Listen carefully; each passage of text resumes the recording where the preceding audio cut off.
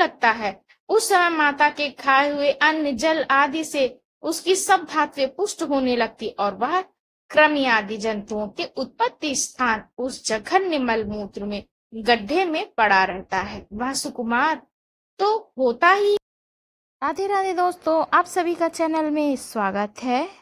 रति स्कंद 31वां अध्याय। मनुष्य योनि को प्राप्त हुए जीव की गति का वर्णन। गर्भ में भगवान कपिल जी अपनी माता देवहूति को ज्ञान प्रदान करते हुए कहते हैं कि जब जीव को मनुष्य शरीर में जन्म लेना होता है तो वह भगवान की प्रेरणा से अपने पूर्व कर्म अनुसार देह प्राप्ति के लिए पुरुष के वीर्य कण के द्वारा स्त्री के उदर में प्रवेश करता है। अंडज प्राणियों में अंडे के रूप में परिणित हो जाता है। 1 महीने में उसके सिर निकल आता है। 2 मास में हाथ पांव आदि अंगों का विभाग हो जाता है और 3 मास में नख, रोम, अस्थि, चर्म, स्त्री पुरुष के चिन्ह तथा अन्य छिद्र उत्पन्न हो जाते हैं। 4 मास में उसमें मांसादि 7 धातुएं पैदा हो जाती हैं। 5वें महीने में भूख प्यास लगने लगती है और 6ठे मास में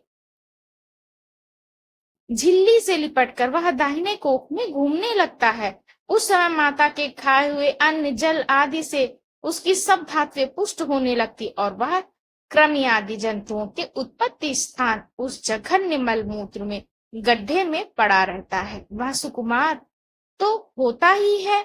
इसलिए जब वहां के भूखे कीड़े उसके अंग प्रत्यंग नोचते हैं तब अत्यंत क्लेश के कारण वह क्षण में अचेत हो जाता है। माता के खाए हुए कड़वे, तीखे, गरम, नमकीन, रूखे और खट्टे आदि उग्र पदार्थों का स्पर्श होने से उसके सारे शरीर में पीड़ा होने लगती है। वह जीव माता के गर्भाशय में झिल्ली से लिपटा और आंतों से घिरा रहता। उसका सिर पेट की ओर तथा पीठ और गर्दन कुंडलाकार मुड़े रहते हैं।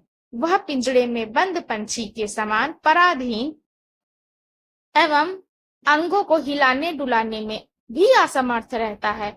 इसी समय अदृष्ट की प्रेरणा से उसे स्मरण शक्ति प्राप्त होती है। तब अपने सैकड़ों जन्मों के कर्म याद आ जाते हैं और वह बेचैन हो जाता है तथा उसका दम घुटने लगता है। ऐसी अवस्था में उसे क्या शांति मिल सकती है। 7वां महीना आरंभ होने पर उसमें ज्ञान शक्ति का भी उन्मेष हो जाता है, परंतु प्रसूति वायु से चलायमान रहने के कारण वह उसी उदर में उत्पन्न हुए विष्ठा के कीड़े के समान एक स्थान पर नहीं रह सकता।